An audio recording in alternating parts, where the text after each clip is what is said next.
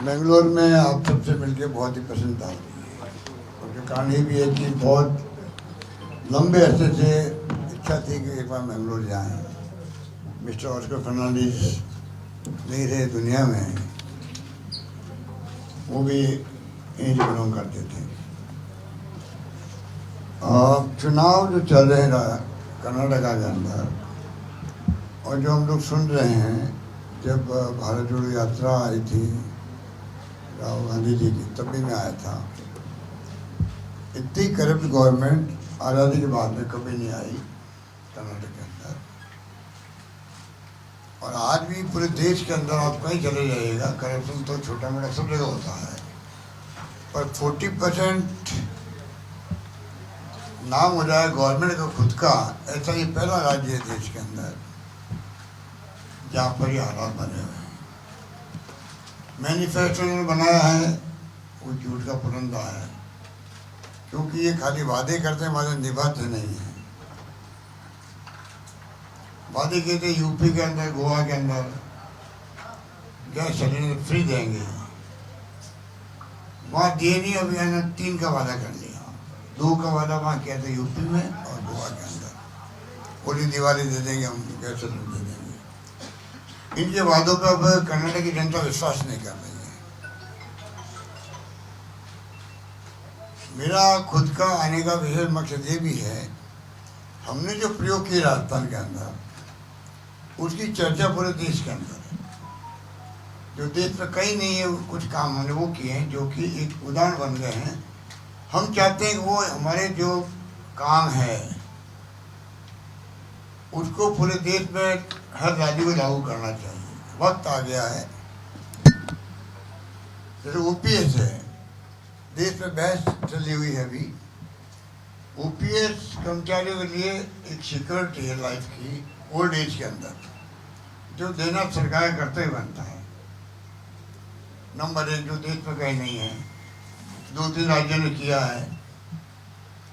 Number 2 right to health, हमने कानून बना दिया है। देश में पहला राज्य राजस्थान है जहाँ पर राइट टू हेल्थ का कानून बन गया है। जब डॉक्टर मनमोहन सिंह जी ने, सोनिया गांधी जी ने कानून बनाए थे, RTE, right to education, NREGA Mahatma Gandhi के नाम से, और फूड सिक्योरिटी एक्ट, 2 रुपये किलो गेहूँ, 3 रुपये किलो चावल। 4 कानून आज़ादी के बाद में पार्लियामेंट में कानून बना के दिया गया अधिकार देशवासियों को।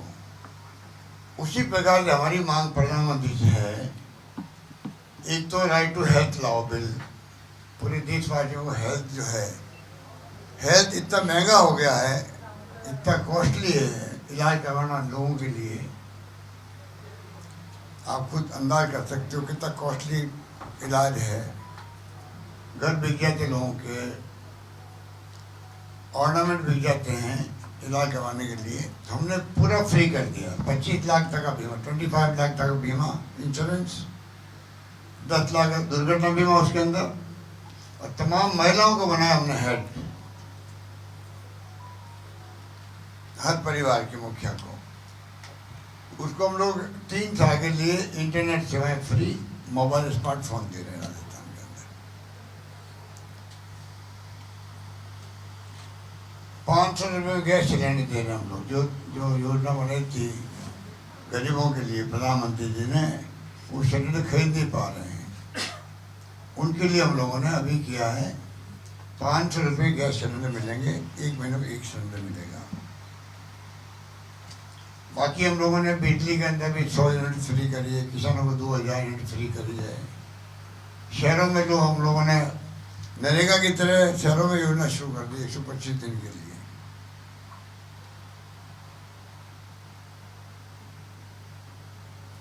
इस प्रकार से एक के बाद एक योजना हमने शुरू करी, और उसका वेलकम भी हुआ है। एक हमने गिग वर्कर, जो आजकल कहलाता है गिग वर्कर, किया ही गिग, जितना आजकल ये जो पूरे देश दुनिया के अंदर ओला और उबेर और सर्विस डिलीवरी वाले बॉयज, सैकड़ों तरह के लोग, लाखों लोग लग गए काम में। उनकी खुद की सिक्योरिटी कुछ नहीं है, जब चाहे निकाल सकता मालिक है। हम चाहते हैं उनको सिक्योरिटी मिले देश के अंदर, जैसे मजदूरों को मिलती है कि कानून बने हुए हैं, गिग वर्कर को मिले जो टैक्सी चलाता है कि जो लोन लेके टैक्स लगा देता है अपने वहाँ पर और वो घाटे में चला जाता है, क्योंकि उनका और मालिक का जो संबंध है उसमें कोई लिंक नहीं है। तो हमने अभी राहुल गांधी जी जब आए थे यात्रा में तब इस पर डिस्कशन हमने बहुत डिटेल में किया और तय किया 100 करोड़ रुपये रखे। अभी हमने शुरुआत के अंदर गिग वर्कर्स वेलफेयर बोर्ड बना दिया है।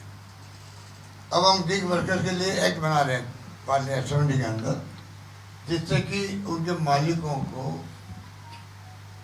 उनके लिए चाहे वो सैलरी में कोई कटौती करे कुछ भी करे, परंतु उनकी सिक्योर लाइफ हो, ऐसा नहीं जब मर्जी निकाल दो उनको। वो भी हमने एक फैसला किया है। लंपी रोग आ गया, सुप्रीम कोर्ट ने कहा, मैंने सुना कर्नाटक में काफ़ी गाय मरी है, पशु मरे हैं लंपी रोग से। हमने राजस्थान में 40,000 रुपीज पर काउ देने का तय किया है जो गाय मर गए उनको। अभी सुप्रीम कोर्ट ने कहा जो पशु मर गए हैं देश के अंदर उनको कुछ मुआवजा मिलना चाहिए। हमने गायों का इंश्योरेंस कर दिया है, मनुष्यों का 25 लाख का, गायों के 40,000 का इंश्योरेंस कर दिया हम लोगों ने। इस प्रकार के नवाचार किए हैं राजस्थान के अंदर। अब मैं देख रहा हूँ जो बीजेपी ने कल मैनिफेस्टो जारी किया उसमें मैंने देखा कई उन्होंने वेलफेयर की बात करी। हम उनको पूछना चाहते हैं आप यकीन क्यों करेंगे लोग, आपने जब से आप आए हो आप किसानों की आमदनी दुगनी कर देंगे, 2 करोड़ लोगों को रोजगार देंगे। आपके कर्नाटक में तो मैंने कहीं आंकड़े देखे नहीं कितनी नौकरी मिली लोगों को, हो सकता है आप मेरे लोकल लोग आप लोग मालूम होगा। हमने लगभग 3 लाख से अधिक नौकरी हम दे रहे हैं, सरकारी नौकरी है राजस्थान में दे रहे हैं। महंगाई मुद्दा बहुत बड़ा है जो यात्रा है, भारतीय रोड यात्रा का मुद्दा क्या था? महंगाई नंबर 1, बेरोजगारी नंबर 2, नॉन वायलेंस नंबर 3 और नंबर 4 गरीब अमीर की खाई जो है वो बढ़नी नहीं चाहिए। 4 मुद्दे राहुल गांधी जी ने उठाए थे। चारों का जवाब देने की बजाय विपक्षी पार्टी के नेता कोई मुद्दे उठाता है, सत्ता में जो पार्टी होती है उसका विश्लेषण करना चाहिए। मेरी कोई आलोचना करते हैं गवर्नमेंट, राजस्थान गवर्नमेंट की, तो मैं उसको उस रूप में लेता हूँ अगर तथ्य उसके अंदर सच्चाई है तो मैं अगर उसमें सुधार इम्प्रूवमेंट करूँगा तो पब्लिक को लाभ मिलेगा। ये सरकार ये ऐसी आ गई है देश के अंदर जिसको परवाह नहीं है कि लोग क्या कहेंगे। कांग्रेस राज में कोई आरोप लग जाते थे चाहे सच्चाई नहीं भी होती थी तब भी वही कि पब्लिक क्या सोच रही है, क्या सोचेगी और हमें एक्शन करना चाहिए। हम कई लॉ मिनिस्टर का इस्तीफा हो गया, रेल मंत्री का हो गया, 2 CM अशोक चौहान, विलासराव देशमुख इस्तीफे हो गए। ये सरकार जो है और इनकी अप्रोच, क्योंकि इनका डेमोक्रेसी में कोई यकीन नहीं है, ये फासिस्टी लोग हैं, ये खाली मुकुटा पहने हुए सत्ता मारने के लिए, इसलिए ये टोटली परवाह नहीं करते पब्लिक क्या सोचेगी। इस तरह की अप्रोच है। इसलिए मैं कहना चाहूँगा कि प्रधानमंत्री जी कहते रेवड़ी बट रही है कई राज्यों के अंदर, इनको पूछो रेवड़ी आप क्या कर रहे हो? कर्नाटक में आपने मैनिफेस्टो दिया, उसमें क्या है? इस रूप में ये चुनाव हो रहे हैं और चुनाव में कांग्रेस पक्ष माहौल है एक तरफा, पूरे राज्य में स्थिति ऐसी बनी हुई है। स्पष्ट बहुमत मिलेगा कांग्रेस को। टिकट जो बटे हैं वो कांग्रेस से बेहतर बटे हैं बजाय कि बीजेपी के। और जो इनका मॉडल है सरकारी गिराने का चुनाव जीतने के बाद में, उसका करारा जवाब कर्नाटक की जनता देगी इस बार। ये पहली बार हो रहा है आज़ादी के बाद में कि चुनी हुई सरकारों को आप टॉपल कर दो हॉर्स ट्रेडिंग से। जैसे आपके कर्नाटक की सरकार चली गई, मध्य प्रदेश चली गई, महाराष्ट्र चली गई, और मैंने कल भी कहा था बेंगलोर के अंदर राजस्थान बच गई। वहाँ भी इन्होंने पूरी कोशिश कर ली, कमी नहीं रखी। राजस्थान के अंदर भी आपको मालूम है क्या क्या नहीं किया इन्होंने। अब ये देश के गृह मंत्री ये काम करे, पूरी टीम बना करके सरकार को गिराने का काम करे, तो देश का लोकतंत्र का क्या होगा। इसलिए हम कहते लोकतंत्र की स्थिति हमारे सामने है। इन चुनाव में हम कॉन्शियसली डिसीजन लिया, हम लोकल मुद्दे रखेंगे। लोकल मुद्दों में आप तुलना करो कांग्रेस की और बीजेपी की। जब सरकारें कांग्रेस की उनकी तुलना करो, बीजेपी की सरकारों से तुलना करो, तो कर्नाटक वासियों को हम कहना चाहते हैं कि अगर आप सरकार हमारी बनाते हैं, आप पता कर लीजिए देश के अंदर क्या जब सरकारें कांग्रेस की है उसकी वेलफेयर स्कीम है। क्योंकि राहुल गांधी ने एक बात कही थी कि जनता क्या सोचती है वो मैनिफेस्टो बनाओ। हम वादे वही करते हैं जो कर सकते हैं, निभा सकते हैं। उस पर कांग्रेस की क्रेडिबिलिटी बहुत हाई है। इन्होंने खुदे वादे किए, वो वादे नहीं निभा पाए। किसान दुखी है, मजदूर दुखी है, युवा दुखी है, बेरोजगारी बढ़ती जा रही है, कोई चिंता ही नहीं है। हमें उम्मीद है कि इस बार कर्नाटक की जनता भारी बहुमत से सरकार बनेगी कांग्रेस की। धन्यवाद। अशोक जी, गहलोत जी, बीजेपी ने कहा है कि आपकी पार्टी ने कहा है कि बजरंग दल जैसे जो संगठन है उनको बैन करेंगे। आपको लगता है सामुदायिक ध्रुवीकरण हो रहा है? क्या कहा उन्होंने? आपके मैनिफेस्टो में है कि आप सरकार में आएंगे तो बजरंग दल जैसे जो संगठन है उनको आप बैन करेंगे। क्या आपको लगता है इस तरह का टकराव यहाँ पे बनाने की कोशिश हो रही है? क्या हिंदुत्व का शोर? बैन करें किसको? बजरंग दल। बजरंग दल का नाम ले ले, बजरंग बली की नाम लो। बजरंग बली तो सबके लिए है। इन्होंने जानबूझ के ये बजरंग बली के नाम का, राम के नाम का ये राजनीति करते हैं। हम सबके हिंदुस्तान के लोगों के लिए आस्था के केंद्र है वो, चाहे वो राम मंदिर हो और चाहे वो बजरंग बली हो, ये हमारी आस्था के जुड़े हुए हैं। ये लोग उनके नाम से राजनीति करते हैं, धीरे धीरे लोग समझ गए। एक सर जो आपका मैनिफेस्टो जारी हुआ है उसमें आपकी कई स्कीम्स की छाप देखी जा रही है, जैसे 200 यूनिट तक कर्नाटक में बिजली फ्री दी जाएगी, युवाओं को बीपीएल को फूड पैकेट दिए जाएंगे। ये कर्नाटक के मैनिफेस्टो में भी है जो ऑलरेडी आप राजस्थान में कर रहे हैं। हम चाहते हैं कि हमारी योजनाओं को जो अच्छी लगे लोगों को, हमारे लोगों को, तो वहाँ की सरकारों को दबाव पड़ना चाहिए और सब जगह भला होना चाहिए, मेरा मानना है। अभी एक है कि आपका जो छाप, आपका गवर्नमेंट का छाप है, वहाँ यहाँ कांग्रेस अपना मैनिफेस्टो में डाला है, मगर आपके गवर्नमेंट में सचिन पायलट जी ने क्यों धरना किया था? वो ठीक हो गया? अभी हम महंगाई को कम करने में लगे हुए वहाँ पर।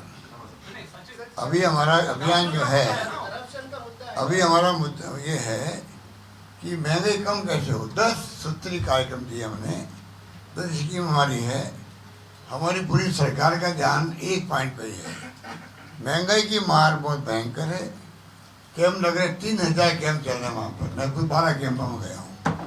बहुत शानदार माहौल है और उसी रूप में हम आगे बढ़ेंगे कि किस प्रकार महंगाई कम हो। प्रधानमंत्री जी कह रहे हैं कि आप इशू लेना है ना, सचिन पायलट वो धरना किए कि आप वसुंधरा राजे के। अभी मेरा ध्यान सिर्फ महंगाई पे ही है।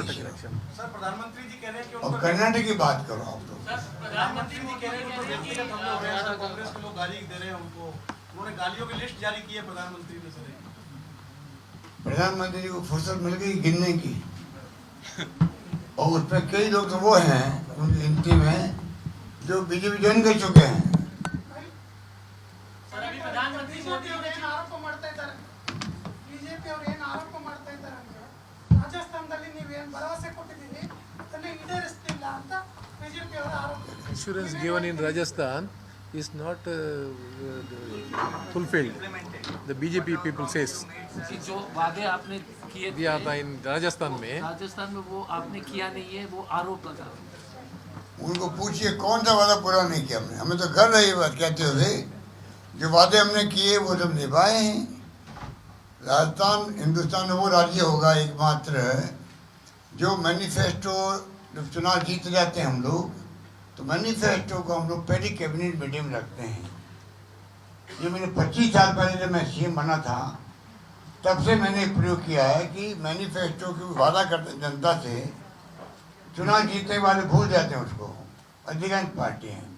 हमने कहा कि हम मैनिफेस्टो को पहले कैबिनेट मीटिंग रखते हैं, चीफ सेक्रेटरी कॉपी देते हैं, इन मैनिफेस्टो के वादे के आधार पर हम जीत के आए चुनाव, इसको लेके आप लोग अपना कार्य योजना बनाओ, वर्क प्लान बनाओ। और मुझे कहते गर्व है, मोर देन 85% वादे पूरे हो चुके हैं राजस्थान के अंदर। सर, प्रधानमंत्री मोदी जी ने अपनी चित्र दुर्गा में बोला है कि कांग्रेस का इतिहास आतंकियों के तुष्टीकरण का है और बाटला हाउस एनकाउंटर का भी जिक्र किया है अपने भाषण में। क्या भाई? आतंकी का तुष्टीकरण कांग्रेस का तुष्टीकरण कांग्रेस करती है, ये प्रधानमंत्री जी ने आरोप लगाया। ये पुराना आरोप है। ये आरोप जब से ये लंबे से लगाते आ रहे हैं, उनमें कोई दम नहीं। आप सोच सकते हो कि कांग्रेस कर सकती है या कोई देशवासी कर सकता है? हिंदुस्तान में कोई भी नागरिक क्या तुष्टीकरण कर सकता है इस प्रकार आतंकवादियों के, जिसके लिए इंदिरा गांधी ने जान दे दी अपनी, कितना छन्नी हो गया, खालिस्तान नहीं बनने दिया, देश को एक रखा, अखंड रखा। राजीव गांधी शहीद हो गए, उस पार्टी के बारे में कहते हैं कि ये उनको पुरस्कृत करते हैं या उनको अपीसमेंट करते हैं उनका। सरदार बहन सिंह जी, उनकी डेथ हो गई, नक्सलवादी लड़ते लड़ते बीसी शुक्ला चले गए। कितने नेता में आप सोचिएगा कि देश के आज़ादी के पहले भी बाद में भी त्याग बलिदान किए, जेलों में बंद रहे हैं। ये जो कहते हैं इन्होंने अपनी उंगली नहीं कटाई है आज़ादी जंग के अंदर, अपनी उंगली तक नहीं कटाई है। अधिकांश लोग तो ये मुखबरी करते थे अंग्रेजों की, वो लोग हैं ये। कोई इतिहास है इसमें, कोई ये तो इतिहास की बात है, सबको मालूम है कि मुखबरी करते थे। गेहलोत साहब, आप ये प्रॉमिसेस आप जो 85% इम्प्लीमेंट किया करके बोल रहे हैं ना, वो खर्चा कितना हुआ है? वो राजस्व expenditure for the government for these schemes to get it this budget हमारा जो क्वेश्चन नाउ, बजट जो प्रस्तुत होता है ना, उसको अंदर हमने 5 साल में कोई टैक्स नहीं लगाया अभी तक। 5 बजट के अंदर नो टैक्स, ठीक है।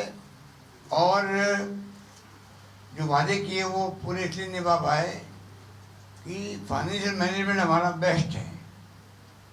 इस कारण से वहाँ हर बजट जो है 90 मोर देन 90% इम्प्लीमेंट हो रहा है वहाँ पर, हर बजट भी। एक BJP manifesto says that they will implement uniform civil code in Karnataka. What is your take on that? Uniform civil code लागू करने के बाद देखिए, ये तो आप जो कह रहे हो ठीक कह रहे हो कि वो जब से आए हैं 370 कॉमन सिविल कोड, CAA,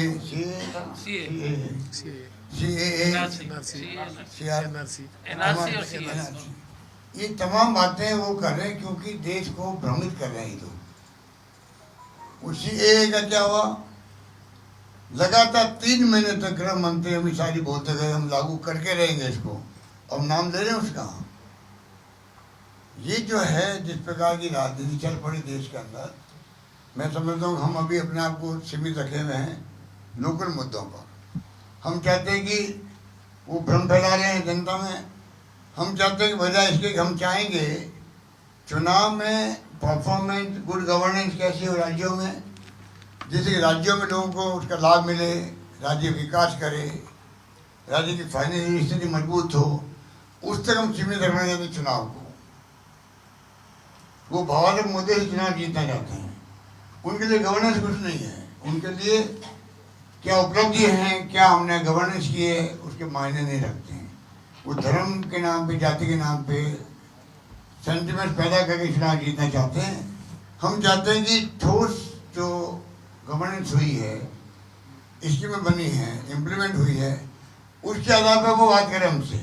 हम चाहेंगे प्रधानमंत्री मोदी जी से और अमित शाह जी से, इनके कैंप के जितने मैनेजर्स हैं, कैंपेन वाले, आप में अगर हिम्मत है, अगर आप में हिम्मत है तो आप हर राज्य के अंदर जो स्थानीय मुद्दे हैं उसके आधार पर आप आइए मैदान के अंदर, अभी पोल खुल जाएगी।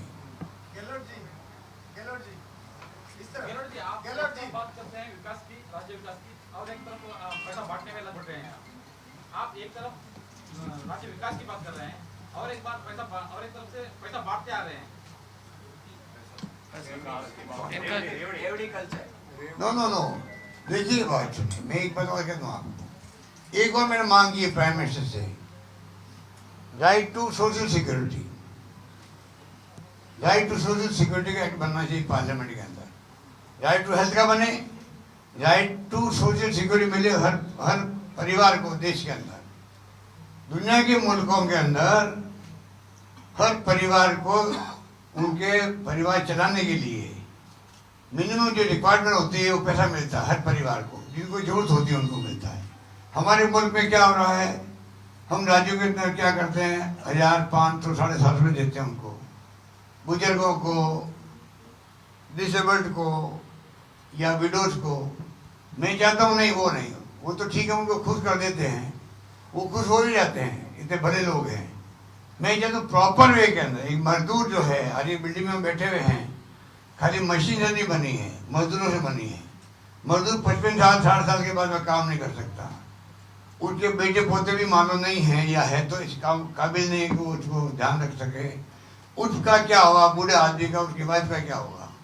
हर परिवार को सोशल सिक्योरिटी मिले देश के अंदर, इसका कानून पार्लियामेंट बने, तब जाकर के जो आप कहते हो ना उसका जवाब मिल जाएगा आपको। ये क्यों बांटने पड़ते हैं वेलफेयर स्कीम्स के अंदर, बीजेपी खुद बांटती फिर रही है। यूपी में चुनाव कैसे जीता उन्होंने, केरला में गवर्नमेंट सीपीएम की है ना, वहाँ भी पैकेट दिए गए, क्योंकि महंगाई इतनी ज़्यादा है देश के अंदर, महंगाई की बहुत भयंकर मार है, उसको राहत देने के लिए कुछ सेविंग हो जाए उनकी, इसलिए तमाम सरकारें जो है वो वेलफेयर स्कीम लाती है। प्रधानमंत्री जो छूट करता है वहाँ तो वो खुद बांटते हैं, जो छूट नहीं करता वहाँ कहते रिबड़ी बढ़ रही है। सर, आपके राजस्थान मॉडल को इस मैनिफेस्टो में समावेश बहुत चीजें देखने को मिली है, क्या जनता से कुछ कनेक्ट हुए हैं, क्या रिस्पांस मिल रहा है इस राजस्थान मॉडल को जिस तरीके से आपने कर्नाटक में दिखाया है लोगों को? राजस्थान गवर्नमेंट स्कीम कल मैं 2 मीटिंग में गया था, इसकी में काफ़ी लोगों को जानकारी भी थी, और मैं समझता हूँ कि कर्नाटक में हम इसलिए बता रहे हैं उनको, जैसे हमारी गवर्नमेंट आएगी तो हम वादा करना चाहते हैं, जो गारंटी हम दे रहे पब्लिक को राजस्थान में, वही गारंटी आपको कर्नाटक में सरकार बनने के बाद में मिलेगी। और क्योंकि हमने लागू कर दिया है, हमने खाली कहा नहीं है, हमारे वहाँ इम्प्लीमेंट हो गया है, इसे कहने का हमारा हक बनता है। ये मैं कहना last question. Sir, after listening to your speech now and the answers to questions, I found that the federalism is in great danger. That's what you imply, is it? In India, the federal structure is being ripped over. ये बोल रहे हैं sir, state और मतलब कि federal structure जो है देश का, ना फेडरल स्ट्रक्चर मतलब कि प्रदेश का इंडिपेंडेंस, उसको जो है कमज़ोर करने, संघीय ढांचा को कमज़ोर करने के लिए आपके भाषण सुनने के बाद लग रहा है कि जैसे कि संघीय ढांचा कमज़ोर हो रही है बीजेपी के द्वारा। बिल्कुल, आपका असेसमेंट बिल्कुल ठीक है कि जो हालात देश में है, देश की दिशा में जा रहा है, नोबडी नोज किस दिशा में जाएगा किसी को नहीं मालूम है। जिस प्रकार की हालात है देश के अंदर, एक पत्रकार, एक साहित्यकार, एक लेखक जेल में बैठे हुए हैं क्योंकि सरकार की उन्होंने आलोचना कर दी है। अरे लोकतंत्र में तो आलोचना को भी वेलकम करते हैं। इस शासन के अंदर ये टॉलरेट नहीं कर पा रहे हैं क्रिटिसिज्म को, आलोचना को।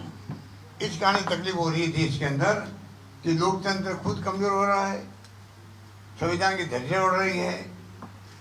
उनसे ध्यान भटकाने के लिए मोदी जी और ये लोग जो हैं, ये ऐसी ऐसी बातें बोलते हैं भावना के साथ में, अपना नैरेटिव चेंज करने के लिए और डाइवर्ट करने के लिए, ध्यान भटकाने के लिए।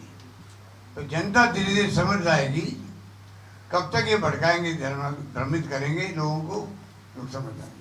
धन्यवाद। Thank you.